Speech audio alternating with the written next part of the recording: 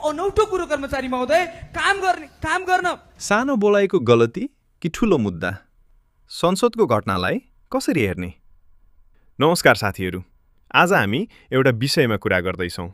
संसद भवनमा भएको संसदीय दलको बैठकको क्रममा माननीय सांसद केपी खनालज्यूले भाषण गर्ने क्रममा बोल्दा एउटा शब्दगत त्रुटि भएको विषय।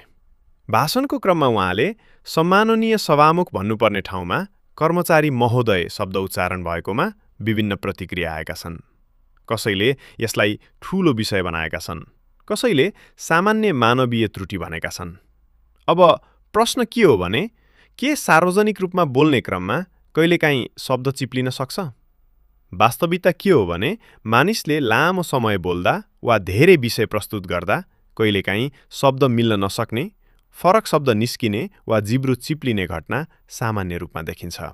तर अर्कोतर्फ सार्वजनिक पदमा रहेका व्यक्तिको अभिव्यक्तिलाई धेरैले ध्यानपूर्वक हेर्ने भएकाले त्यस्ता कुरा चर्चाको विषय पनि बन्छन्। त्यसैले यस्तो अवस्थामा एउटा पक्षले गलतीलाई स्वीकार गरेर अघि बढ्ने र अर्को पक्षले आलोचना गर्दा पनि सन्तुलन राख्ने संस्कार राम्रो मानिन्छ। हरेक सानो त्रुटिलाई अत्यधिक ठूलो बनाउने वा हरेक आलोचनालाई पूर्ण रूपमा अस्वीकार गर्ने, दुवैभन्दा तथ्य र सन्दर्भ हेरेर निष्कर्ष निकाल्नु राम्रो हुन्छ। तपाईलाई के लाग्छ?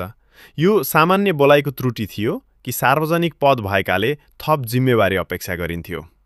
आफ्नो विचार कमेन्टमा लेख्नुहोस्। धन्यवाद।